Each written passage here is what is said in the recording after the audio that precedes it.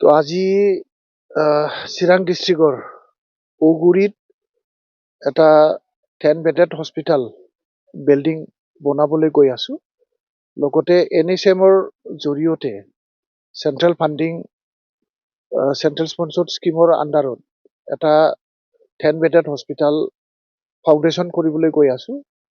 তো এটা বিল্ডিং বনাবলৈ গৈ আছো। ইয়াৰ জৰিয়তে আমাৰ ঔগুৰি অঞ্চলৰ যিটো স্বাস্থ্য সেৱাৰ অভাৱ আছিল আৰু আমাৰ হাতীজাৰ অঞ্চলত এটা মেলেৰিয়া ফ্ৰন এৰিয়া, এইটো এৰিয়াত আমাৰ চিকিৎসাৰ ব্যৱস্থা নাছিলে। এই চিকিৎসা ব্যৱস্থাটো কৰিবৰ কাৰণে আমি 10 বেডেড হস্পিটেল আমি বনাবলৈ গৈ আছো।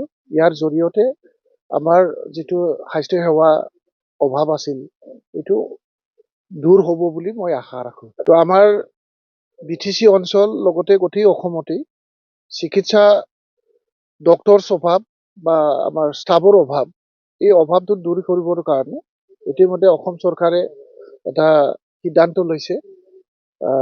যিমান ফাৰ্ষ্ট গ্ৰেড ছেকেণ্ড গ্ৰেড যিটো প্ৰমোশ্যন আছিলে, প্ৰমোশ্যন দি পেলাই বাকী যিটো আমাৰ বেচ লাইনত যিমান ভেকেঞ্চি ওলাব, এই ভেকেঞ্চি ওলোৱা পষ্টবিলাকক খুব কম সময়ৰ ভিতৰতে পূৰণ কৰিবৰ কাৰণে চেষ্টা চলাই আছে।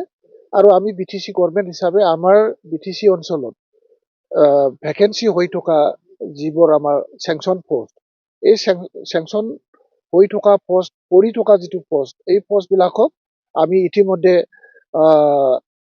DPC বহি পেলাই প্ৰমোচনেল যি দিব লগা আছিলে চব দি পেলাই এতিয়া আমি খালী পদটো ওলাইছোঁ, আইডেণ্টিফাই কৰিছোঁ আৰু ইয়াক পূৰণ কৰিবৰ কাৰণে CSBক ইতিমধ্যে লিখা হৈছে।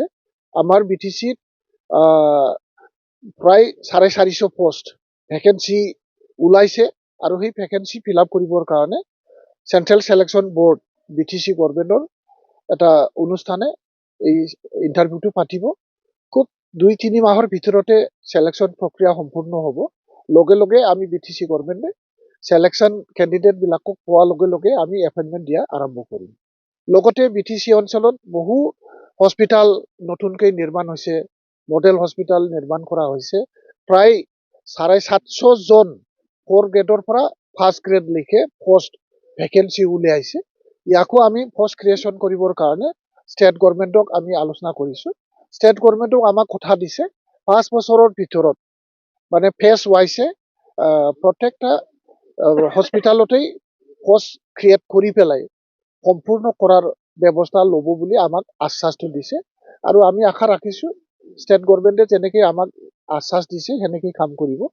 আৰু আমি NHM-ৰ জৰিয়তে খুব কম সময়ৰ ভিতৰতে ষ্টেট গভৰ্ণমেণ্টে আমাক কণ্ট্ৰাকচুৱেল ডক্টৰছ আমাক এপইণ্টমেণ্ট কৰিবলৈ তেওঁলোকে যোজা কৰিছে।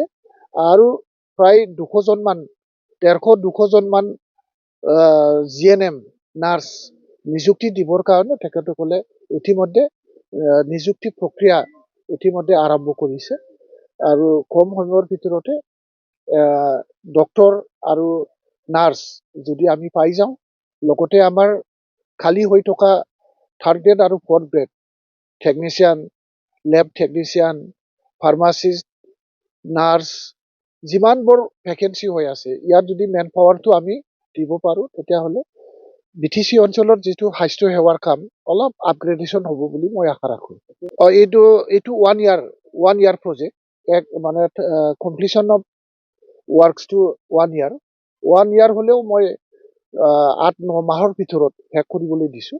আৰু এইখন ধুনীয়া ছাইট, এইটো মই ইমিডিয়েটলি 6 মাহৰ ভিতৰত শেষ কৰিবলৈ নিৰ্দেশ কৰিছোঁ। 6 মাহৰ ভিতৰত দিনে ৰাতিয়ে যদি কাম কৰে তেতিয়াহ'লে 6 মাহত ওলাই যাব। তেতিয়া আমাৰ ইয়াত যিটো নিযুক্তি প্ৰক্ৰিয়া চলি আছে, এই সময়তে যাতে ইয়াত মেন পাৱাৰটো মই এপইণ্টমেণ্ট দিব পাৰোঁ বা পষ্টিং কৰিব পাৰোঁ, তাৰ বাবে মই অলপ সোনকালে কৰিবলৈ মই নিৰ্দেশ কৰিছোঁ।